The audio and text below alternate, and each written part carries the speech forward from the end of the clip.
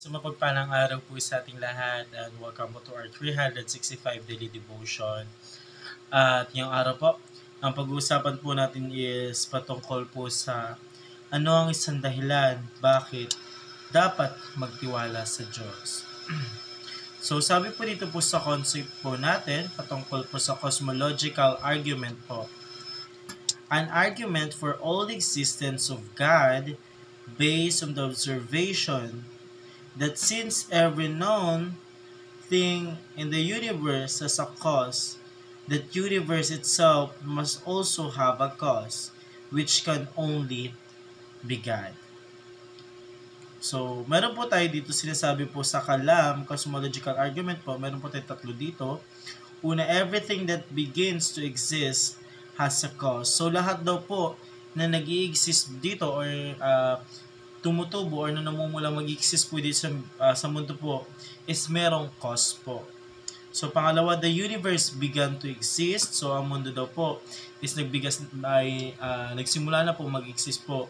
At dahil po sa ating Panginoon Diyos, nun yung po yung ginawa niya. Therefore, the universe has a cause. So, nung ginawa po ng ating Panginoon Diyos yung universe, meron po siyang cause. And now, tayo naman po dumako po sa ating Bible reading po.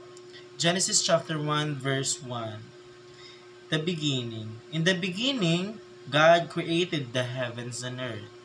So, nang pagsimula ay nilikha ng Diyos ang langit, ang lupa. So, pinakauna daw po nilikha po ng ating Panginoon Diyos po is yung yung kalangitan po at saka yung lupa po. So, bago po yung iba pong existence po dito sa mundo po, ang prioritize po ng ating Panginoon Diyos na gawin po is yung langit and lupa po.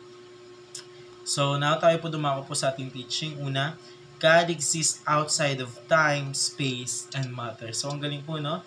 Nung ginawa po ng ating Panginoon Diyos yung space, time, matter po, ang ating Panginoon Diyos po, nag-exist po siya outside. So, hindi po kabilang ang ating Panginoon Diyos po dito po sa oras po ng kinatatayuan po natin or kinabibilangan po natin sa mundo, bagkos ang ating Panginoon Diyos po is nasa outside po or nasa labas po ng time.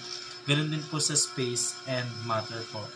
So, pangalawang katanungan po, God is the source of all existence. So, sabi po dito, ang ating Panginoon Diyos daw po ang siyang pinagmulan po ng lahat po at wala na pong iba. Kasi po yung ibang mga scientists po naniniwala po sa that world exists because of Big Bang Theory po.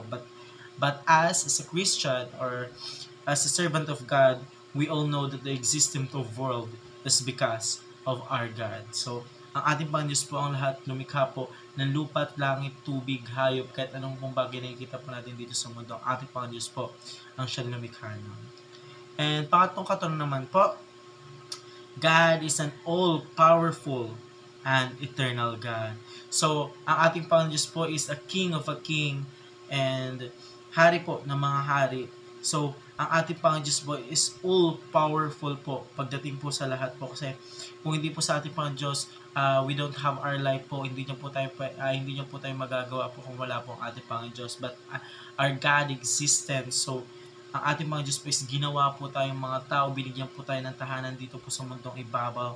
And ang ating Panginoon po ay meron pong eternal God po. So, ang eternal po is meron po siyang buhay na walang hanggan po. Ang ating Panginoon Diyos po is eternal God. Simula pa po ng pinaka-past hanggang ngayon po sa pinaka-future, present to future, ang ating Panginoon Diyos po is still existence. So, yun naman po para sa araw nito. Maraming salamat po sa pakikinig and see you po ulit bukas para po sa ating daily devotion.